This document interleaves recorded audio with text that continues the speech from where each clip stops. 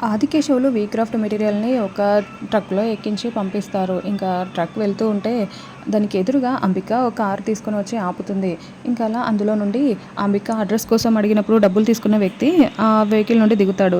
దిగి అంబిక సైగ చేయడంతో అంతకుముందే మాట్లాడి ఉంటుంది. ఇంకా అంబిక సైగ చేయడంతో అతను ఓకే మేడం అని రేయ్ ఇటు రారా ఒకసారి అని అందులో ఉన్న ఇంకొక అతన్ని కూడా దింపేస్తాడు. దింపేసి ఇంకా భుజం మీద ఏదో చేయేసి చూపిస్తున్నట్టు మాట్లాడి ఒక్కసారిగా అతన్ని కిందకి తోసేసి రాజు అనే అతను క ట్రక్ ఎక్కేసి ఆ వెహికల్‌ని తీసుకొని వెళ్ళిపోతూ ఉంటాడు.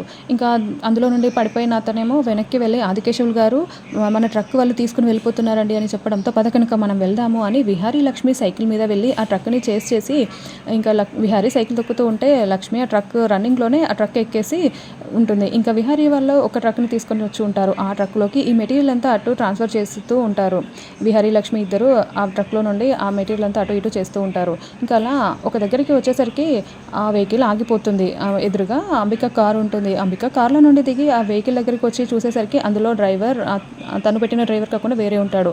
"ఏయ్ నువ్వేంటి? రాజ్ ఎక్కడా?" అని అంబిక చాలా షాకింగ్‌గా అడుగుతూ ఉంటే, "రాజ్ ఎవరు మేడం?" అని అతను చెప్తూ ఉంటాడు. ఇంకా ట్రక్‌లోనేమో లక్ష్మీ విహారీ ఆ ట్రక్‌లోనే ఉండిపోతారు. ఇంకా అంబిక అసలేంటి అన్నట్టుగా వెనక్కి వచ్చి చూడ్డానికి వస్తూ ఉంటుంది. ఇంకా లక్ష్మీ విహారీ ఏమో ట్రక్‌లోనే ఉంటారు. మరి అంబిక అంటే మాస్క్ వేసుకొని ఉంటుంది. అంబికని గుర్తుపట్టకపోవచ్చు కానీ లక్ష్మిని, విహారిని అయితే అంబిక చూస్తుందేమో. మరి ఏం జరుగుతుందో వచ్చే ఎపిసోడ్‌లో తెలుసుకుందాం. Thank you for watching.